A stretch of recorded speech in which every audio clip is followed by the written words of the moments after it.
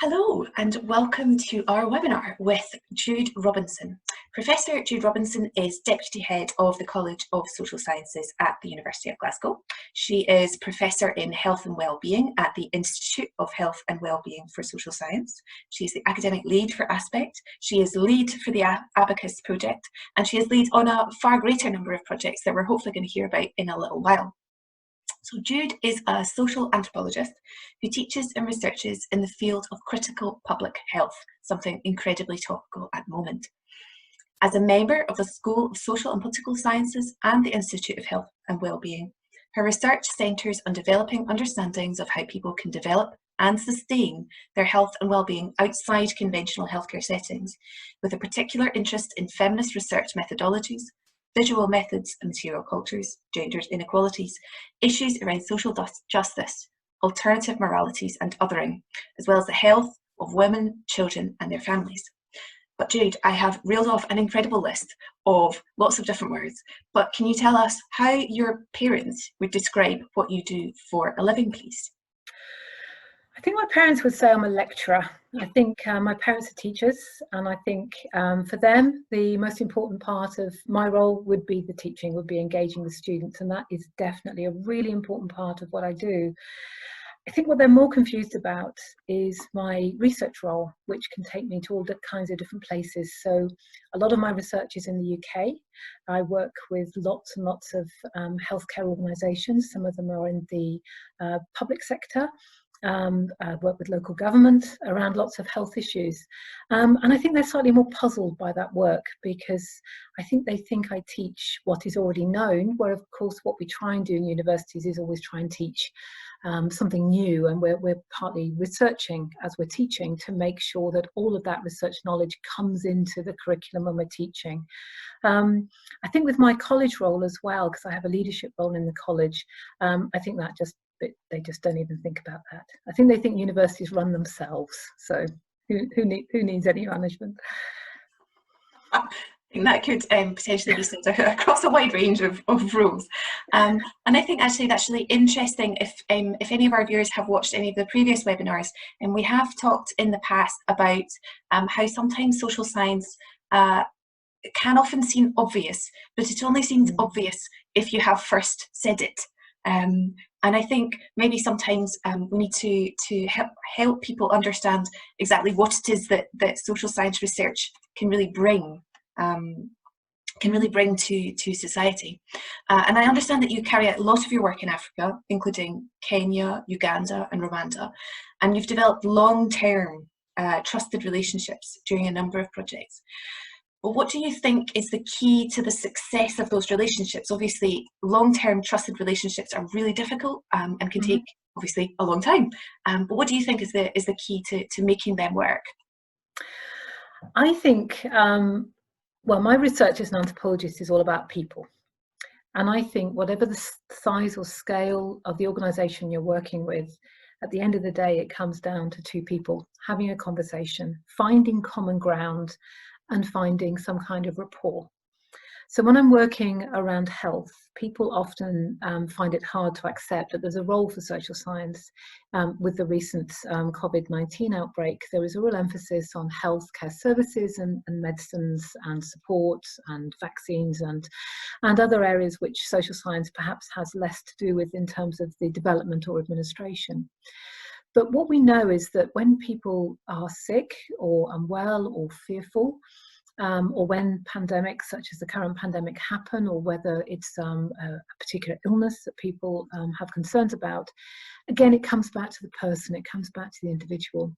And what we know is that illness can affect people in different ways. It can affect their lives in myriad different ways. At the moment, we're all sharing a common disruption to our life, but people are experiencing it in very different ways. And this is where the social science comes in. So when I meet with partners, often we're talking about how an illness or a condition or a policy or a practice is actually affecting people, how it affects their daily lives, how it makes them feel, how they engage with treatment, why people don't engage with treatment, how people become unwell in the first place. So some of my work outside the UK, but also inside the UK, is around non-communicable diseases. So it could be around diabetes, it could be around the effects of obesity. Of course, diabetes can be one of those effects. I look at smoking and smoking-related illnesses, alcohol, and some work around drugs as well. And with all of these different health issues, there's people, there's families, there's neighbourhoods, and there's communities. And often that's one of the hardest bits for people to research, because it means a different kind of engagement. So when you meet partners for the first time, I think you have to find that common ground. You have to find that common language. So in academia, we have our own language. I can assure you in public health, people have their own language as well. It happens in every single organisation.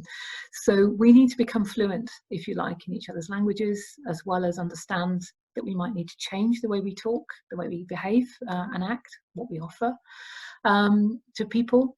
And I think one of the most fundamental things then that comes after that is trust. So often when people have anyone from an outside organisation in who's going to do some research, that organisation themselves may have some real concerns. Often they have spent years building up their partnerships with communities, with other organisations, and the worry is that you'll come in and you'll disrupt that. You could even compromise it adversely for them in some way. And so you have to ensure that your goals and the partner's goals are aligned. They don't have to be completely congruent. Obviously, I'm interested perhaps in publication in a way that they're less interested in. They might be very much involved in practice, and that might be the point at which I bow out. I've delivered a report, or I've even engaged in some training, but actually the practice I leave to the practitioners, so that might be the point at which I leave. So we might have different agendas, but ultimately it's finding that common ground. I think also partners are very wary of people who come and go. Often they've had years of working with different organisations who come in, they go, ta-da, they do something very, very quickly, get what they need, they're out. Often organisations will even tell me they've never heard from that person again. They don't even know what the results of the project were. They haven't been shared, they haven't been disseminated in a way. And really a lot of the potential for that research to change things, which presumably is why the research is taking place in the first place, is lost. So you have to be there. You have to be someone who's on the end of the phone or responds to emails in the longer term. It's not a short-term thing. Sometimes the partners will ask something of you as well. Often we're asking things of partners. Can we have access? Would you become a collaborator? Could you help us with this? But sometimes partners come to us and say, could you do a rapid review of evidence? And you have to respond to those asks, because it shouldn't be a one-way relationship. It should be a two-way relationship. And it should be about sharing as well, and transparency as well. Do you think there's also an element of being able to build a team around this, so that it's not just the feeling of one researcher plus one person at an entity? There's people around that are doing lots of different types of activity to support that perhaps one research project, but then that could turn into the next research project or a different type of collaboration. Definitely. I mean, the lovely thing about research generally, and certainly in the field, is that you meet so many people. You can meet people who are community workers, they're in charge of organisations. I've done work with, say, midwives, been interviewing them for their professional practice, but then you find out that they have other roles, other responsibilities. They perform introductions to you. They take you. I mean, I was on a recent research trip to Kenya, and we made links with a particular community organisation who took us around their community. They wanted to take us to a local restaurant. We spent time there. And through those conversations, we actually identified a whole raft of other research issues that were really of pressing importance to them. And obviously, when you come in with a research idea or an idea for a partnership, you have to pretty well stick to what you've said, unless there is scope within the partnership to change things. But then you think about the next project. There's always another project. And so that's how you begin to formulate these different ideas. It is absolutely about teamwork. I can't think of any of the projects that I'm doing in or my partners are involved in that could ever succeed without huge teams of people. And then that's also where I think enthusiasm for your subject or enthusiasm for the area really, really helps. So if you care about what you're researching, and if you get involved in what you're researching, then that does show. And that can really help build those relationships again, because there's people in other teams who are working incredibly hard. And if you don't value what they're doing, and if you don't show an interest in what they're doing, then things can get very difficult. If it all works, it's fantastic. And often, almost every research project I've set off maybe on one track, I've ended up on another.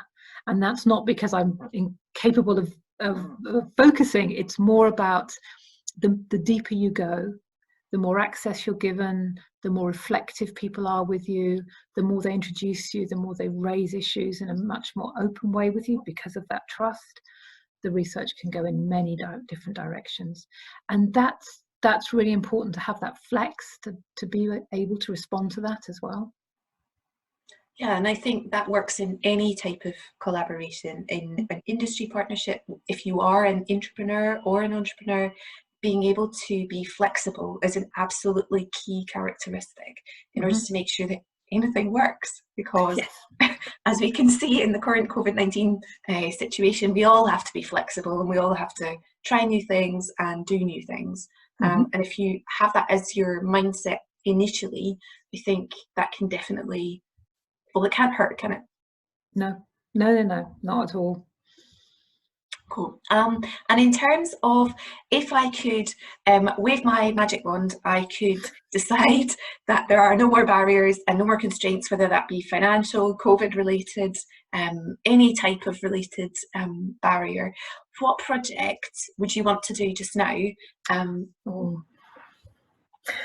Well, there's always lots and lots of projects, and you're right, there's always a constraint, there's always a call, there's always money, there's always time. So I think I would love to do some more work around something we were doing before the COVID-19 outbreak, which was around everyday hygiene and hand washing.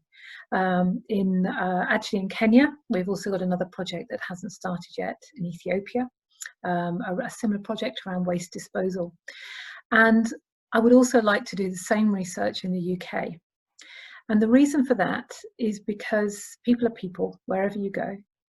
And sometimes we get slightly blindsided by differences in terms of culture and structure and environment. It looks and feels very, very different when you move from one area to another, from one country to another.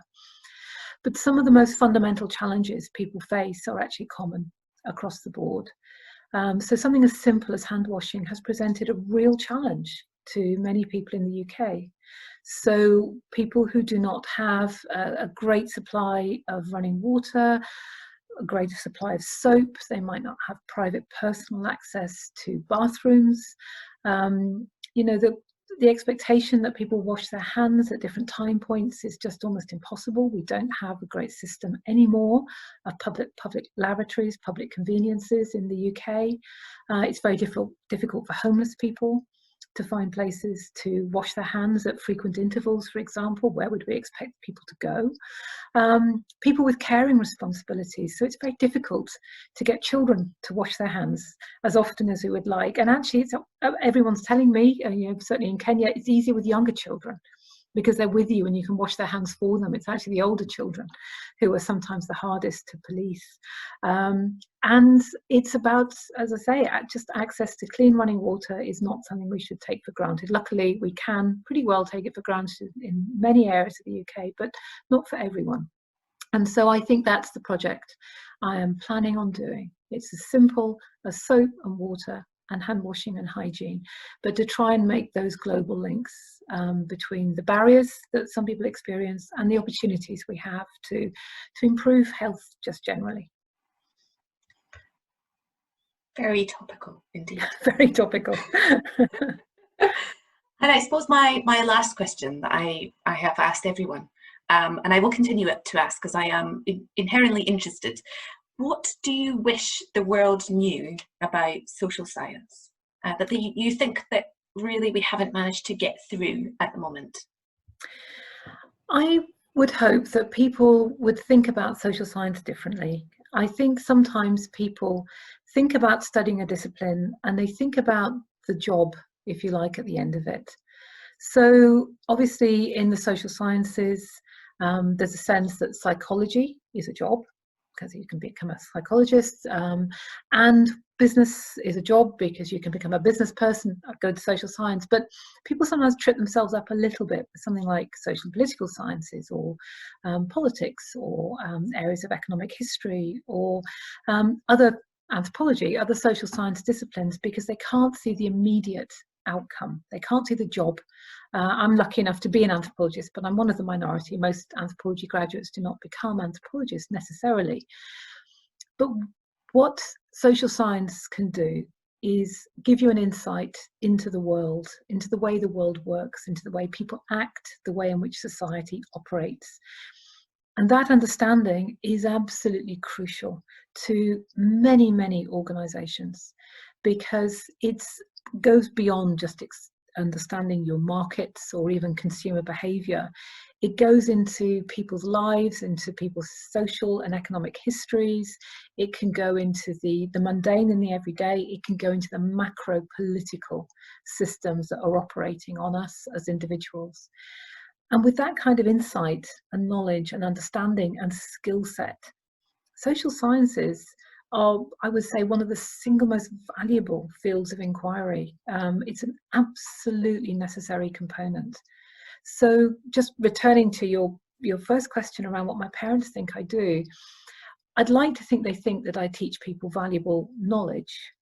But perhaps what I also feel is that whether it's through PhD supervision or PGT supervision, or whether it's through teaching undergraduates in a classroom or through a seminar, what we're actually imparting to them is a way of thinking, a way of seeing, a way of understanding data, about understanding relationships that can be quite transformational. It's almost like giving you a superpower, that when you get it, the world's never quite the same again, and you can do things with that.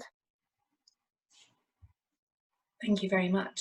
The are superpowers. Thank you very much, Professor Robinson. And thank you to everyone who listened.